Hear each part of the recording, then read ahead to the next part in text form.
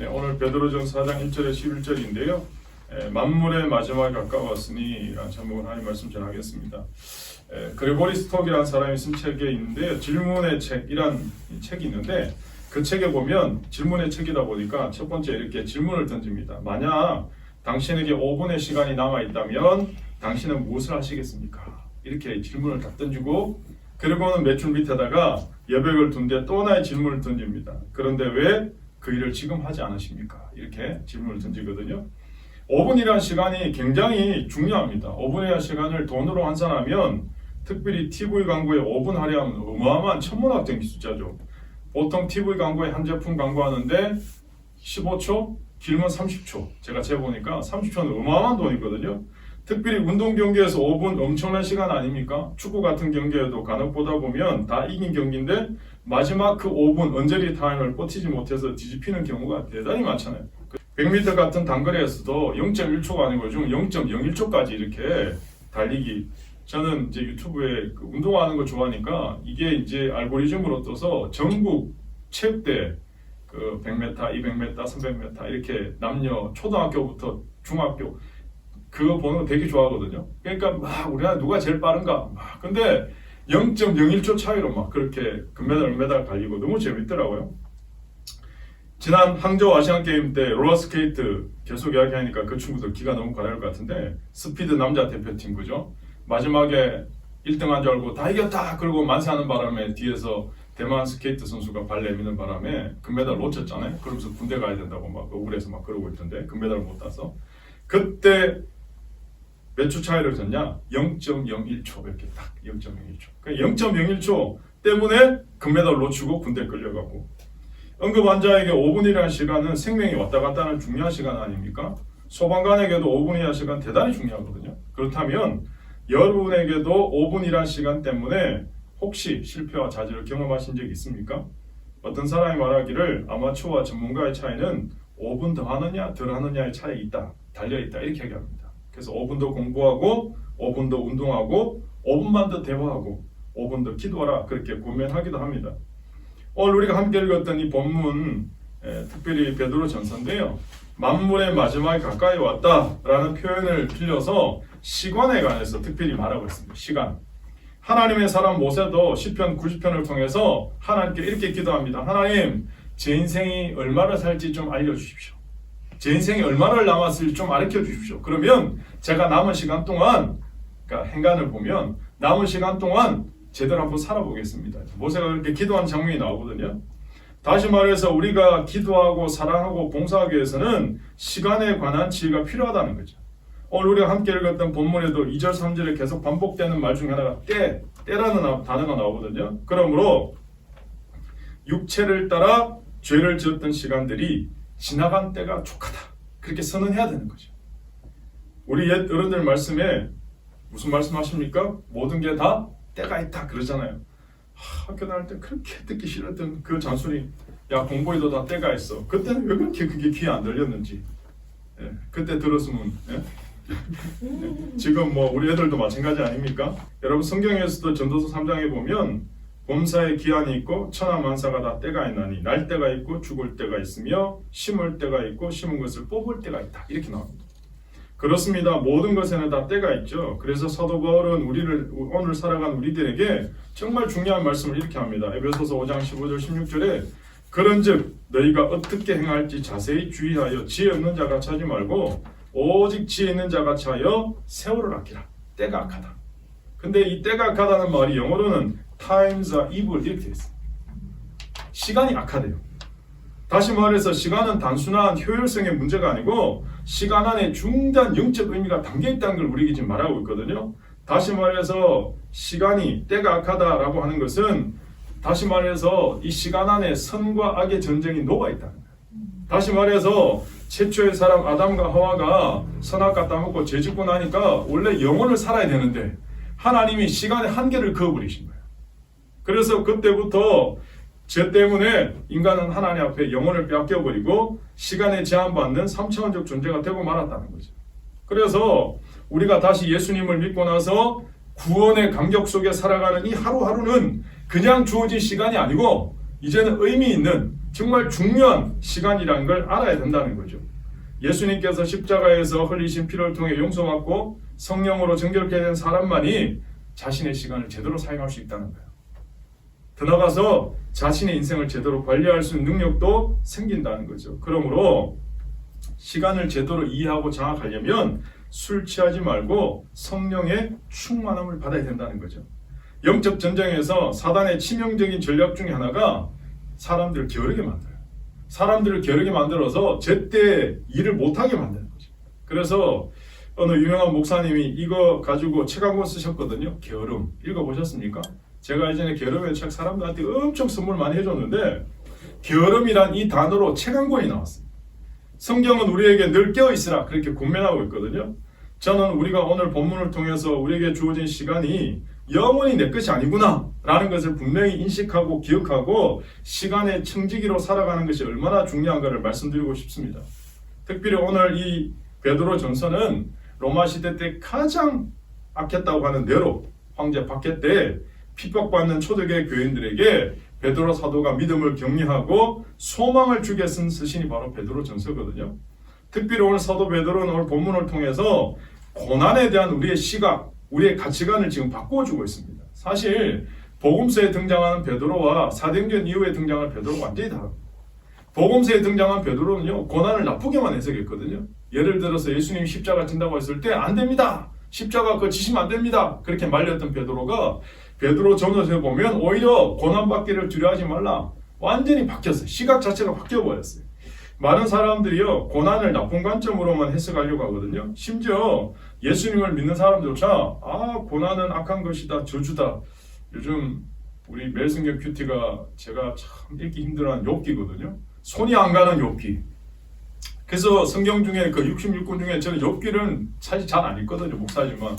근데 이 딱 본문이 욥기에 딱 걸리니까 해피령은 내가 지금 이런 상황인데 왜 욥기가 딱 근데 욥기를 해야 되니까 이거를 42장까지 계속 읽어가야 되니까 욥기 사실 내용이 다 비슷하거든요. 근데 그 안에 보면 계속 고난에 대한 이야기를 하거든요. 욥은 지금 알 수 없는 원인을 알 수 없는 고난을 당했잖아요. 하루아침에 자식들도 비명 행사하고 갖고 있는 재산도 다 홀라닥 망해버렸고 몸에는 정말 약으로 고칠 수 없는 완전 악창이 나서 너무너무 힘든데 부인까지 와서 자기한테 막 온갖 욕을 다 해대고 그래도 당신이 믿음 지키려고 그러냐? 차라리 하나님 저주하고 죽어버려고 와이프는 집 나가버리고 그러니까 완전히 어떻게 보면 폭망한 상황인데 그 상황 속에서 멀리서 친구들이 위로한다고 막 왔잖아요. 엘리바스, 빌닷 와서 온 건 좋아요. 근데 위로를 제대로 하면 좋을 걸 그냥 와서는 한결같이 하는 이야기가 뭐냐? 위로는 했지만 결국 그들이 하는 이야기는 다 한 문장이야. 아니 땡굴뚝에 연기 나겠냐? 결국 네가 뭔가 잘못했기 때문에 벌 받은 거야. 이 논리거든요. 인과응보, 사필귀정. 이게 욥기의 친구들이 하는 이야기거든요.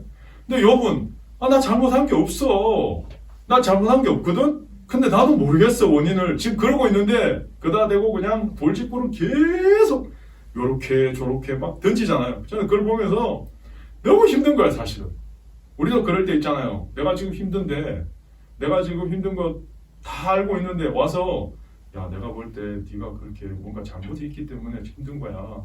아니면 네가 뭔가 죄를 지었기 그러면 얼마나 이게 가슴이 아프겠어요. 지금 욥한테 친구들이 그렇게 하는 거거든요.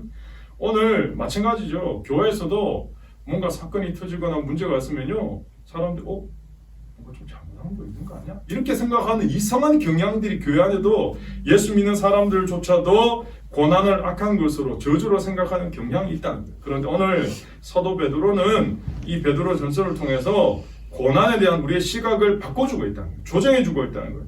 다시 말해서 예수님 때문에 선을 행함으로 받는 고난은 하나님 앞에서 아름다운 고난이다. 이렇게 얘기해요.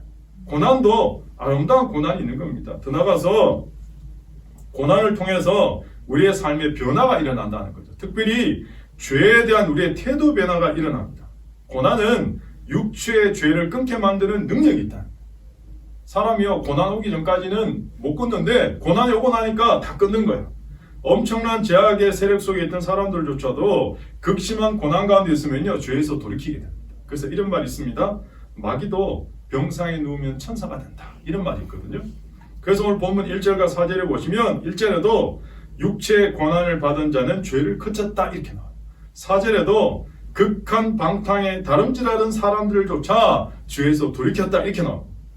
이처럼 고난이라는 것은 우리로 하여금 죄에서 멀어지게 만드는 거죠. 그래서 사도 바울이요 고린도서 10장에 이스라엘 백성들이 애굽에서 탈출해서 이 홍해를 건넌 사건을 세례로 비유하거든. 세례. 너무 탁월한 비유 아닙니까? 해석 아닙니까? 여러분 세례 다 받으셨을 텐데 세례의 진정한 의미는 뭐냐면 나 옛사람은 죽고 다시 새 사람으로 거듭난 걸 말하거든요. 세례는 죽는 거예요. 사실은. 죽어야 돼요. 안 죽으니까 계속 분노고 올라오고 화도 나고 그런 거예요.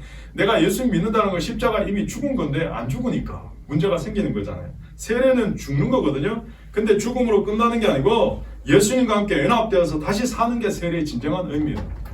홍해를 건넜잖아요. 그럼 다시 돌아갈 수 없다니까요. 다 끊어버리라고. 죄악의 인연을 끊게 만드는 거, 그게 바로 고난의 사인이거든요. 오늘 그런데 사람들의 속성 중에는요, 고난이 오기 전에는 스스로 정리하거나 끊지 못하는 게 있다는 거죠. 스스로 못 끊으니까 하나님이 고난이란 과정을 통해서 끊게 만들어 주시는 거죠. 누가복음 15장에 등장하는 탕자 이야기 아실 겁니다. 탕자가요, 돈 있을 때는 막 자신만만했잖아요. 근데 돈이 다 없어지니까 친구도 떠나고 여자도 떠나고 완전 그냥 밑바닥에 밑바닥, 극심한 고난 가운데 갔어야 드디어 아버지 집 생각이 나는 거죠. 하나님이 때로는 우리에게 고난을 허락하신 이유 중에 한 가지가 뭐냐? 돌아오라. 하나님 품으로 돌아오기를 원하시는 뜻이 숨어 있는 거죠. 그래서 고난을 통해서 죄를 그치는 게 복이 됩니다. 왜냐하면 여러분 죄는 파괴성이 너무 큽니다.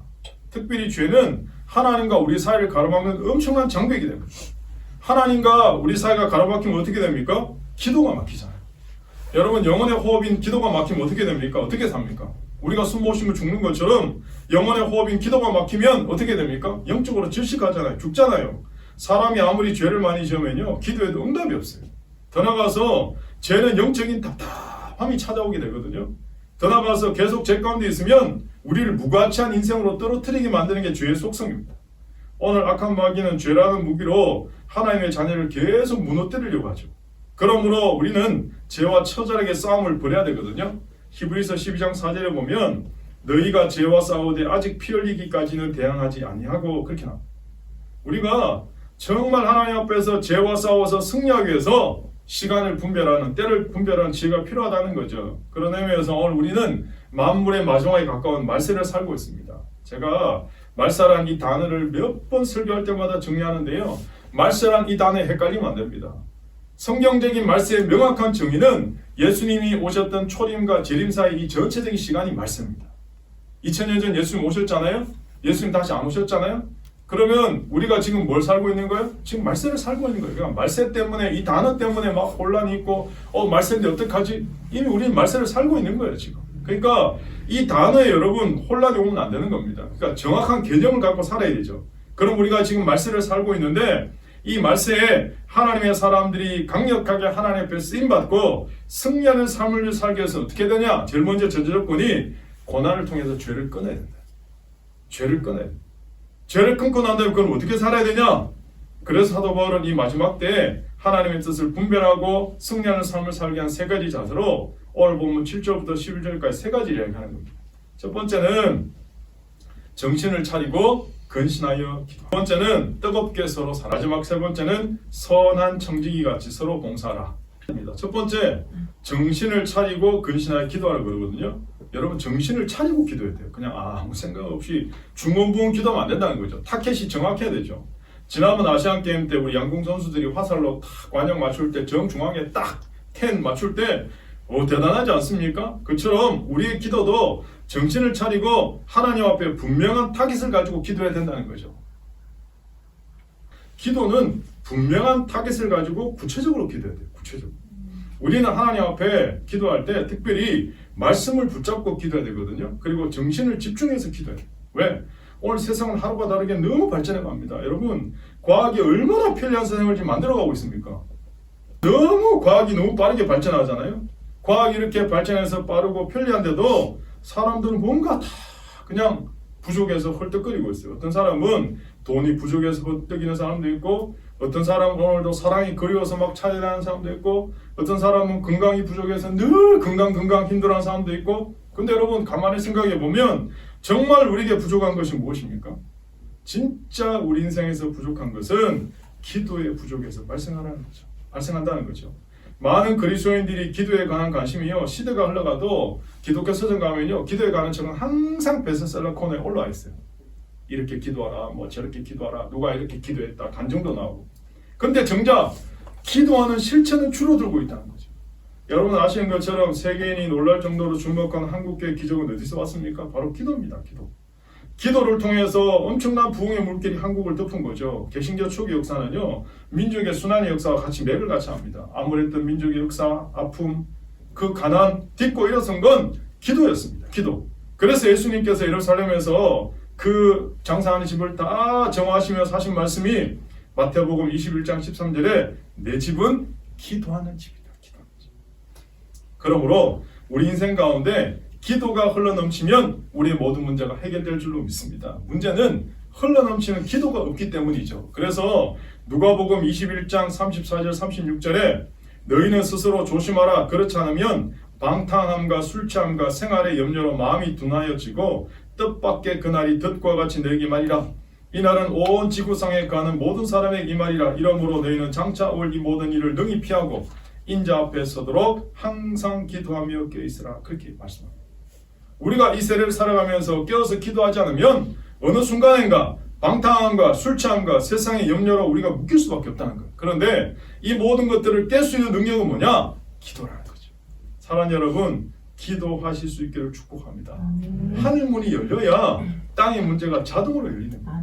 야고보서 4장 2절에 너희는 욕심을 내어도 얻지 못하여 살인하며 시기하여도 능히 취하지 못함으로 다투고 싸우노도다. 너희가 얻지 못함은 어떻게 해요? 구하지 아니하기 때문이다.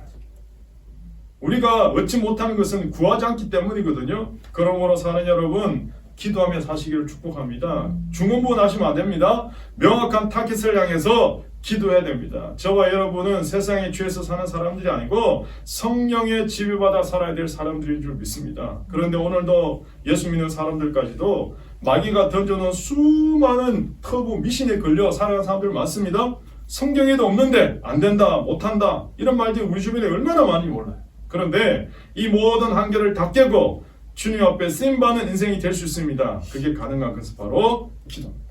기도를 통해서 이 마귀의 터부를 다 깨고 승리하는 우리 남은 2023년 되시기를 축복합니다. 이런 말 아시죠?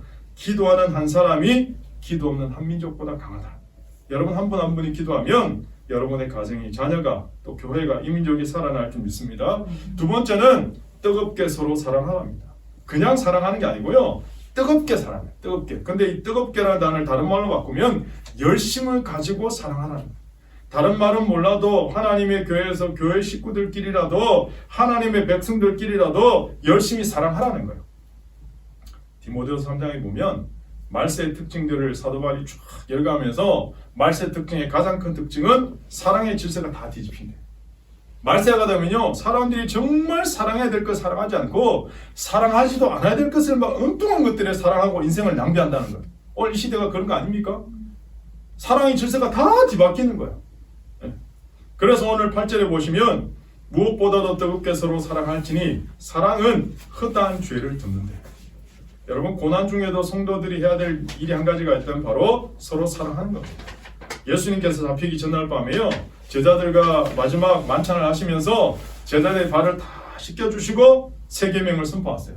요한복음 13장 34절 35절에 세 계명을 너희에게 주노니 서로 사랑하라. 내가 너희를 사랑한 것 같이 너희도 서로 사랑하라. 너희가 서로 사랑하면 이로써 모든 사람들이 너희가 내 제자인 줄 알리라. 마귀가 할 수 있는 일이 한 가지가 있대요. 마귀도 능력 행합니다. 병도 심지어 고칩니다. 기적도 일으킵니다. 그런데 마귀는 사랑할 수는 없대요. 사랑은 포용력이 있습니다. 그래서 사랑은 허다한 죄가 덮어지는 겁니다. 창세기 9장에 보시면요, 하나님이 홍수로 세상을 다 심판하시고 노아 가족들을 다시 세상에 내보내서 다시 제2의 아담처럼 이제 번성하게 하시는데, 노아가 포도 농사를 지었거든요. 그래서 포도 맛있잖아요. 그러다가 이 많은 포도를 어떻게 다 저장하나 하다가 포도주를 담근 거예요. 근데 포도주를 담그니까 냄새도 좋고 향도 좋고 와인 좋잖아요. 한 잔, 두 잔 홀짝홀짝 하니까 이 노아가 그냥 술이 취한 거예요. 대낮부터. 근데 노아의 이 술버릇이 있는 이상한 술버릇이 있는데요. 노아는 술만 취하면 옷을 다 벗어제끼는. 그때 둘째 아들 함이 와서 보고는 믿음의 조상이라고. 예? 그는 우리 아버지가 대낮부터 술 취해서 아랫돌이 다 내놓고 저걸 세상 얼레리 그러면은 자기 형 샘과 동생 야벨한테 가서 야야 와봐라 아버지 지금 뭐하고 있냐. 그러면서 막 형하고 동생한테 고자질 했거든요. 근데 샘과 야벳은 어떻게 해요? 아버지의 부끄러운 부분을 보지 않으려고 성경에 이렇게 나옵니다.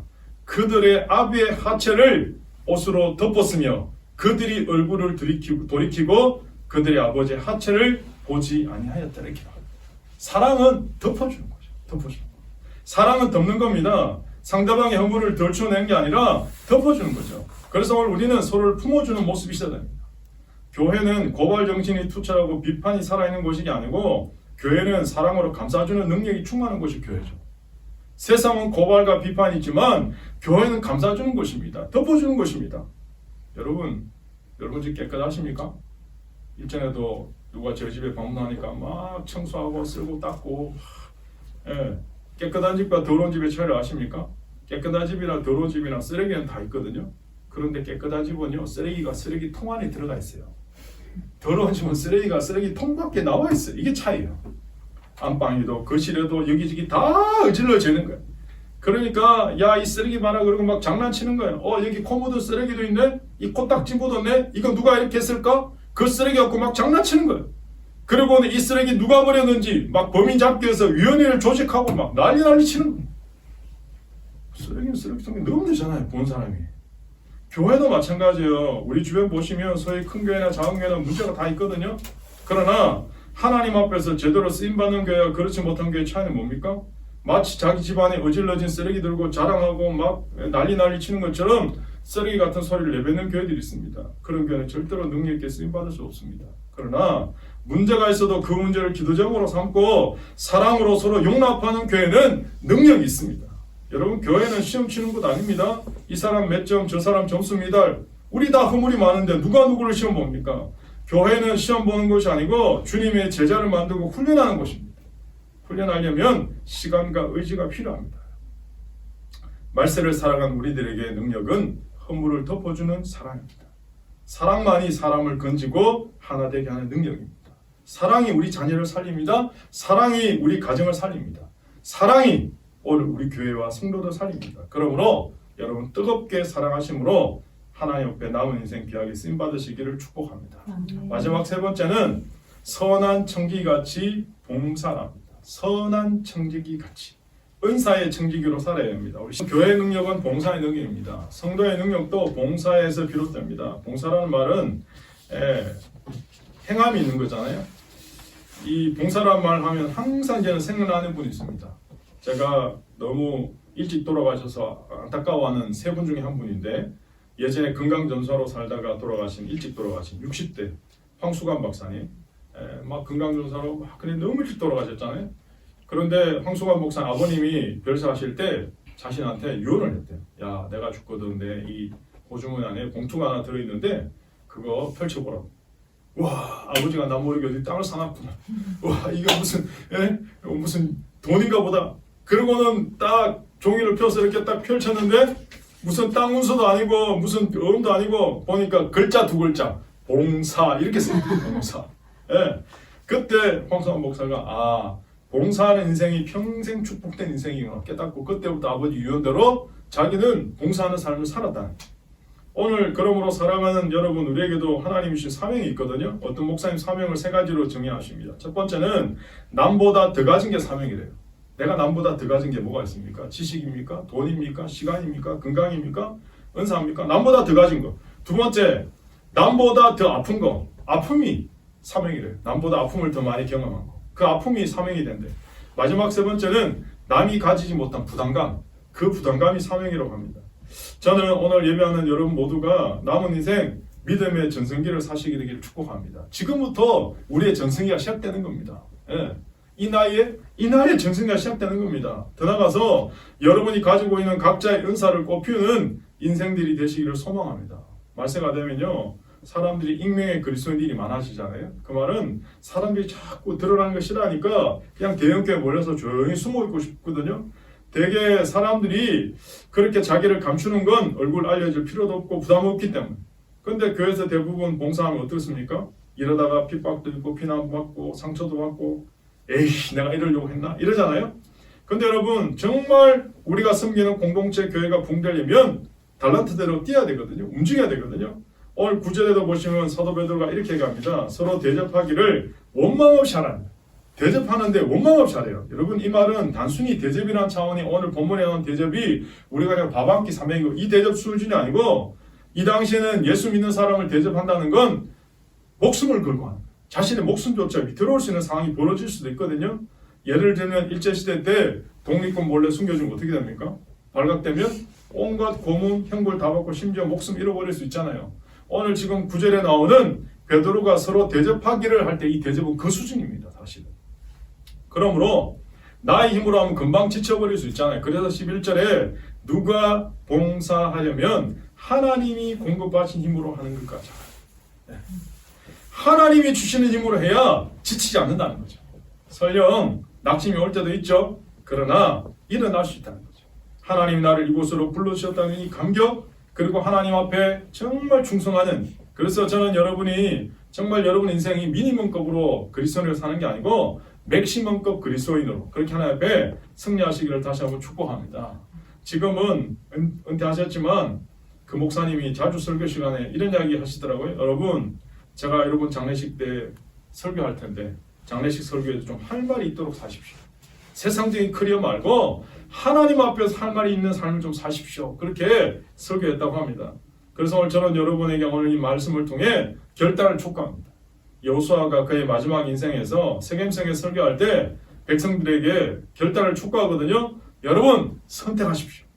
하나님을 섬길지 저 건너편에 있는 아모리 사람들이 섬기던 신을 섬길지 선택하십시오. 그런데 나와 내 집은 오직 하나님을 섬기겠습니다. 여러분 예배는 바로 결단하는 거거든요. 지나가버린 시간에 대한 아쉬움이나 후회로 가슴 아파하기보다 저도 요즘 옛날에 내가 왜 그랬을까 좀 더 그런 마음이 들거든요. 그런데 이미 지나가 버렸잖아요. 중요한 건 지금 이 시간 다시 하나님을 붙드시고 하나님 앞에서 쓰임받는 여러분 되시기를 다시 한번 축복합니다. 마지막 말씀을 정리하면서 고대 로마 신이었던 호라티우스가 지었던 죽음과 삶을 나타내는 두 개의 격언이 있거든요. 그게 바로 첫 번째는 메멘토 모리고 두 번째는 까르페 디엠입니다. 메멘토 모리는 라틴어로 자신이 언젠가 죽는 존재임을 잊지 마라. 그래서 지금 주어진 인생을 진지하고 겸손하게 살라는 뜻이고 까르페 디엠은 현재에 최선을 다하라. 가급적 내일이란 말은 최소한만 믿으라. 그런 현재를 잡아라. 지금 이 순간에 최선을 다하라. 그런 뜻이거든요. 원래 로마 당시에 원정에서 승리한 이 게슨 장군이 시강진할 때 막 사람들이 환호할 때 이 마차를 타고 갈 때 옆에서 노예 한 사람이 외치거든요. 메멘토 모리, 메멘토 모리. 계산하는 장군 옆에서 죽음을 기억하십시오. 죽음을 기억하십시오. 다시 말해서 전쟁에서 승리했다고 너무 우쭐대지 마십시오. 오늘은 게슨 장군이지만 당신도 언젠가는 죽을 것입니다. 그러니 겸손하게 행동하십시오. 그런 의미거든요. 그런 풍속에서 이 메멘토 모리라는 말이 나왔다는 거죠. 오늘 만물의 마지막이 끝으로 달려가는 오늘 말씀입니다. 그러므로 우리는 더욱 정신을 차리고 근신해서 기도해야 됩니다. 기도가 흘러넘치는 삶을 살아야 됩니다. 더 나아가서 무엇보다도 사랑으로 서로 용납하고 허물을 덮어주는 뜨겁게 서로 사랑하는 사람이 되어야 될 줄 믿습니다. 마지막으로 우리 각자가 받은 은사에 충성하는 종들. 그래서 여러분의 남은 날들이 다시 말씀드리지만 믿음의 전승기가 되고 오늘부터 하나님 앞에서 은사의 열매를 맺는 인생들이 되시기를 예수님 이름으로 축복합니다.